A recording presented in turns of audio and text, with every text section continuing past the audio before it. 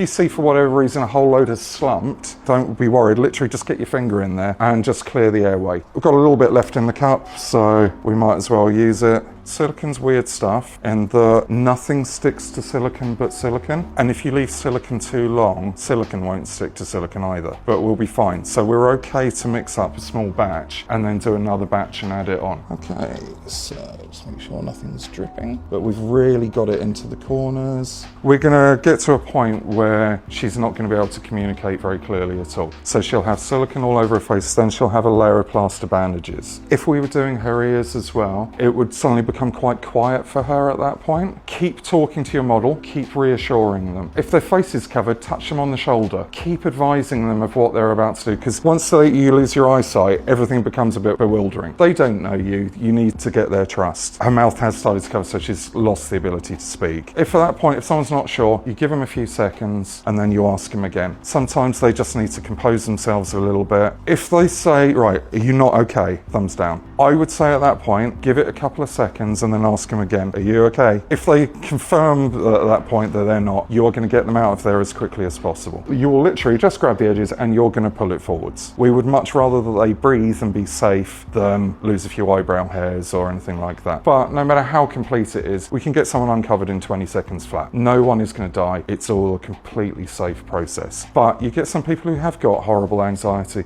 It is actually starting to set. So in that time, it's not sticking to my gloves. That is almost fully cured. So we don't really want to hang around too long at this point. So we're going to mix up some more A and B, but we at this point want to do the rest of her face. So we're going to do 80 of each. We don't really want to keep them in the chair any longer than is necessary. You should be able to do the whole thing from start to finish in about 30 minutes. If you need hands, your model's got hands. So we're going to get Madison to hold the cup of silicon so that they're both dipping into the same cup. Go beyond that point, you're creating a shape that then won't come off. So we only ever go up to the halfway point. Use your fingers, just put a load on your hand and just go across. Get right down under the chin as well. So it is very much like icing a cake. And it doesn't have to be particularly thick. We don't need an inch of it on there, we just need a good covering. It's going to capture a huge amount of detail. With the corners of the eyes, it's really easy to get air bubbles in there, to really press it in well with your fingers. So go down further down her neck as well. And also with things like the eye sockets, if you have got some left over, put a bit more in there as well, just to smooth out the shape.